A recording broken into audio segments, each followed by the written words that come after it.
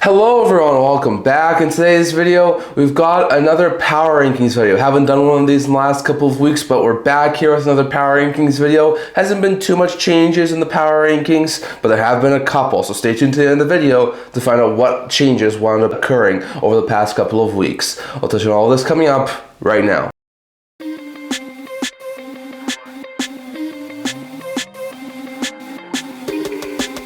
Hello everyone, welcome back to another video here at the End-to-End Hockey channel. Now before we begin this video, don't forget to like this video and subscribe below. Thank you for all of your support. I would never be able to do it with all of you guys, so if you haven't already, don't forget to subscribe button down below. Don't forget to leave a comment. We're on the road to 1,000 subscribers, but we're going to try and hit 675 subscribers by the trade deadline, so if you can, leave a subscriber, really helps the channel. Also, don't forget to stay tuned for videos coming out in the very near future, and if you haven't already, check out my Buy Me a Coffee page. I'll leave a link to it down in the description below. I recently made it, so if you can, leave a donation. It really does help with the channel. And also don't forget to stay tuned for my March 6th live trade deadline video, talking about all the things that happen on March 6th on trade deadline day. It starts at 11:30 p.m. Mountain Time, so if you can, check it out. I really do appreciate that. I'm sorry for any background noise that is happening here, but in today's video, we do have another power rankings video. I didn't do one of these over the last 2 weeks because there hasn't been too many games, but I did do an updated power rankings video today, so after all of the games that happened between Monday and Thursday before the Olympic break. So there were a couple of games there, and I'm going to sort of incorporate that into this week's power rankings. So we're going to start off as we usually do by the 3 honorable mentions, and then we're going to look at the 10 teams who are actually in the power rankings. So first, the 3rd honorable mention is actually a team who was in the power rankings the last time we did power rankings, but I bumped them out just because there were a couple other teams that had a little bit better weeks, and that is the Pittsburgh Penguins. The Penguins, they didn't have a bad week. They went 1-1-1. They beat the Buffalo Sabres 5-2, which was impressive fashion there from the Penguins, but they also lost the Ottawa Senators and lost in extra time in a crucial game to the New York Islanders. So it wasn't perfect, but 3 out of possible 6 points isn't terrible. Now, given the fact they only did get 1 win out of a possible 3, I am bumping them down to honorable mentions, but still, they're in a pretty good spot. I think they're at 69 or 70 points. I think they're in 2nd spot in the Metro Division or something like that. Like, they're in a pretty good position right now, so even though I do bump them out of the power rankings, they're still really good. Offensively, team's looking pretty good with Crosby and Malkin. Defensively, not looking too shabby with a guy like Erik Karlsson in net. Stuart Skinner's still been pretty good for the Penguins. So all in all, really solid stuff there from the Penguins, but after going 1-1-1, they get dropped down to 3rd in the honorable mentions. 2nd in the honorable mentions and bumping up after not being ranked the last time with the power rankings is the Utah Mammoth. They had a really good week before the Olympic break. They went 2-0-0. Not too surprising, they took down the Canucks. It was an impressive fashion, 6-2, and then they wound up taking down the Detroit Red Wings 4-1 to end the week. So really good stuff there from the Mammoths, outscoring their opponents 10-3. They're back into a wildcard spot. So all in all, solid stuff there from the Mammoths as they are in a playoff spot right now. They went 2-0-0. I think they deserve to be at least in the honorable mentions after the solid couple of weeks they've had. I know they had a bad week the week prior, but still, Utah's looking pretty good. Offensively, team's looking pretty good with Keller and Schmalz. Defensively, not looking too shabby with a guy like Sean Durzi. And in net, Karel Vejmelka is still doing pretty good. So all in all, really solid stuff there from Utah, but I think after going 2-0 before the Olympic break, I do have to put them at the 2nd honorable mention. And the 1st honorable mention is a team who was also in the power rankings and fell out, and that is the Seattle Kraken. They didn't have a terrible week, but there were a couple of teams who had better weeks. They went 1-1-0. They lost 2-4 to Anaheim and 1-4-2 over Los Angeles. So it was the exact same score reversal. The win over LA did bump them up back into a playoff spot, into a top 3 spot points percentage-wise in the Pacific Division. So all in all, solid stuff there from the Kraken. Like, I know they lost to Anaheim, but still, they went 1-1-0. They're in a playoff spot. So even though I am bumping them a couple spots down and back into the honorable mention category, they're still a really good team. So that's where I have the Kraken right now. Offensively, team's looking pretty good with guys like Eberle and Tolvanen. Defensively, not looking too shabby with a guy like Vince Dunn. And in net, Philip Grubauer and Joey Daccord have been great. So all in all, solid stuff there from the Kraken. But after going 1-1-0, I do drop them down to the 1st honorable mention slot. And that will lead us us to top 10 teams in the power rankings this week. Now, the 10th spot, bumping up from the honorable mention spot the last time we did power rankings, is the Anaheim Ducks. The Ducks had a pretty good record. They went 1-0-0 before the break, so not too surprising that the one win was against Seattle, we just talked about, 4-2.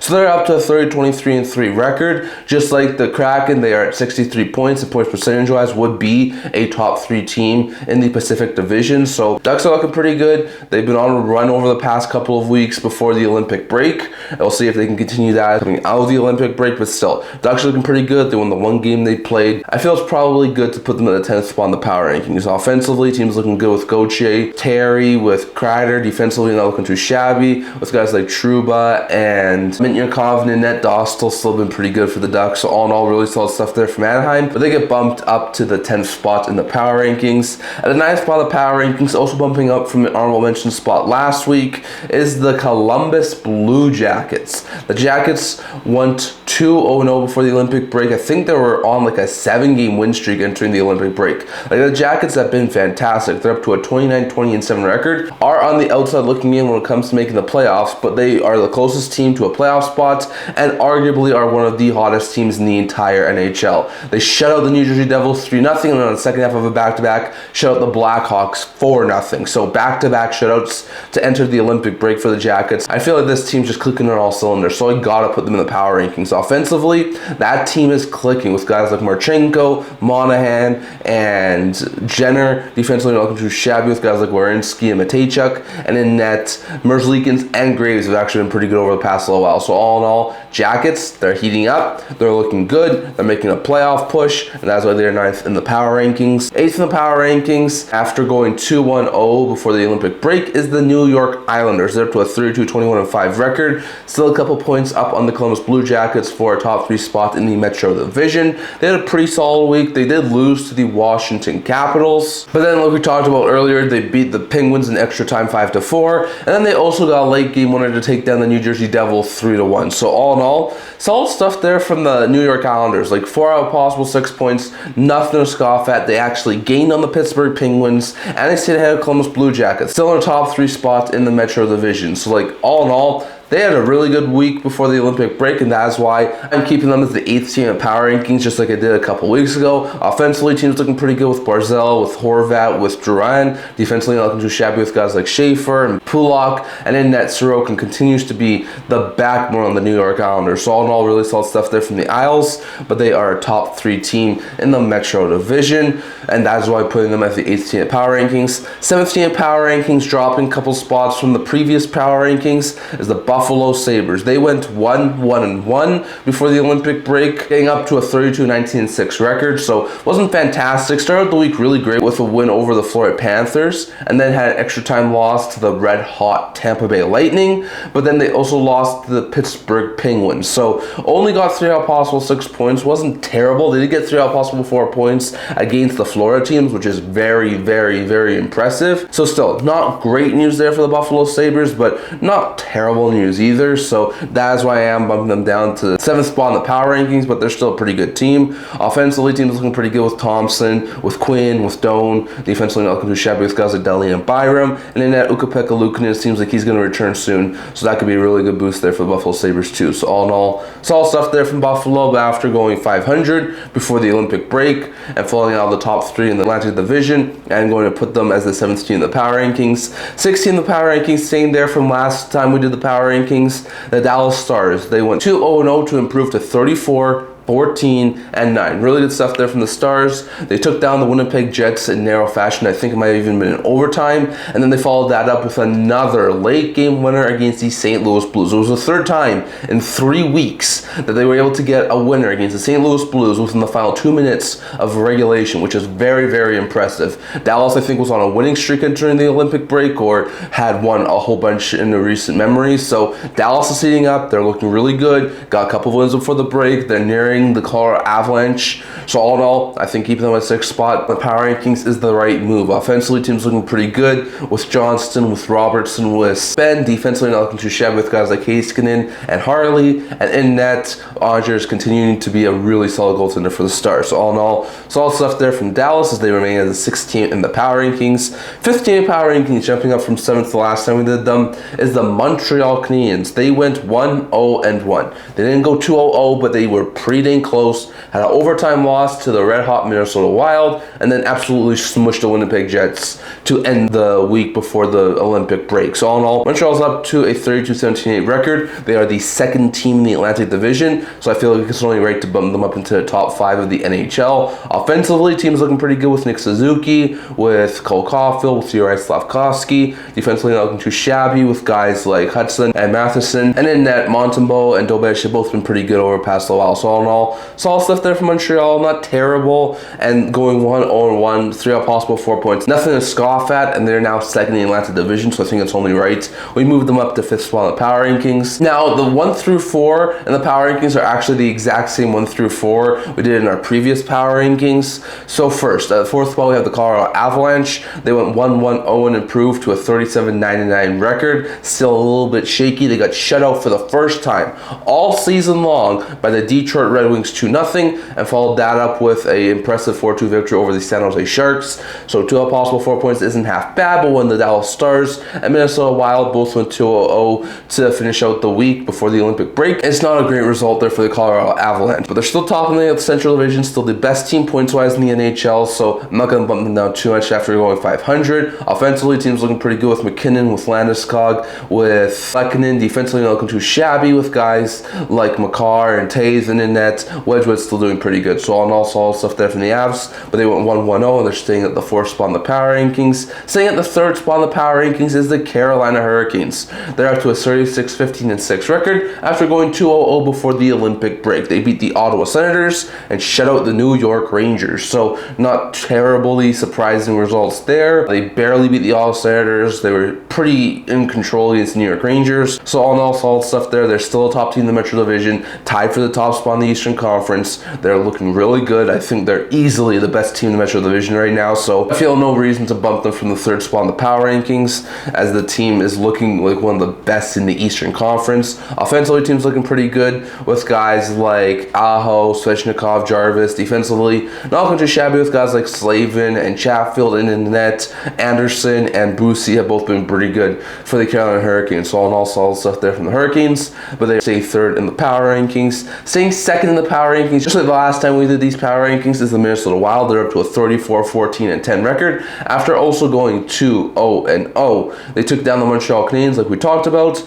and they also took down Nashville Predators. Both games were in overtime. So Wild have had problems winning in regulation this year, but they are still one of the best teams in the entire NHL and are only a couple of points back of the Colorado Avalanche. So with all that in mind, I feel like keeping them in the 2nd spot in the power rankings is the right move. Offensively, team's looking pretty good with Boldy, with Kaprizov, with Hartman. Defensively, not looking too shabby with guys like Faber and Hughes. And in net, Gustafson's been pretty good for the Minnesota Wild. So all in all, solid stuff there from the Wild. But they were undefeated the week before the Olympic break, and because of that and how close they are to the Avalanche, they're going to beat them at the 2nd spot in the power rankings, and then staying at the 1st spot in the power rankings, like they have been the past couple of weeks, is the Tampa Bay Lightning. The Lightning have been brilliant, and they're up to a 37-14-4 record after going 2-0-0 before the break. They came from behind and took down the Buffalo Sabres 4-3 in overtime. And then the second one was absolute throttling of the Florida Panthers, destroying them 6-1. So all in all, 2 impressive wins against Atlantic Division teams. They gain a little bit in the Atlantic Division. I think they have a 6-point lead right now for the Atlantic Division. They're tied with the Canes for top spot in the Eastern Conference.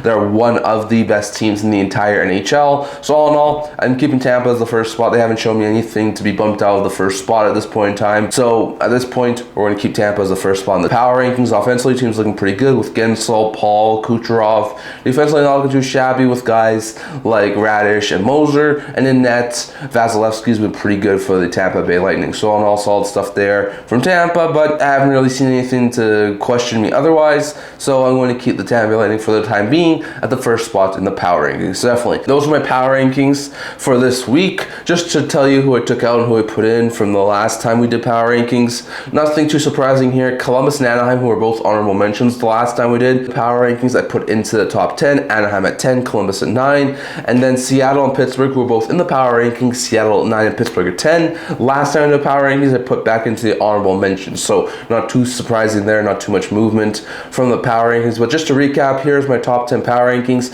at this current point in time. So at the 10th spot you have Anaheim, 9 is Columbus, 8 is NYI, 7 is Buffalo, 6 is Dallas, 5 is Montreal, 4 is Colorado, 3 is Carolina, 2 is Minnesota, and the number 1 team again is the Tampa Bay Lightning. So definitely let me know your thoughts on all of this down in the comment section below. If you had to do a top 10 power rankings right now, who would you put in the top 10? Do you agree with me? Do you disagree with me? And if you disagree with me, let me know who you would put in the top 10 at this point in time down in the comment section below. That's all I'm going to talk for today. Remember to like this video. If you're really late to it, remember to subscribe down below. Thank you for all of your support. I would never be able to do this without all of you guys, so if you haven't already, don't forget to hit the subscribe button down below. Don't forget to leave a comment. We're on the road to 1,000 subscribers. Don't forget to stay tuned for videos coming out in the very near future. If you haven't already, check out my Buy Me a Coffee page. I recently made it. If you can't make a donation, it really does help with the channel. I also do a blog talking about news, rumors, analysis. If you guys want to check that out, I'll link to that in the description below. Can't wait to see you guys all for the next video. See you guys soon.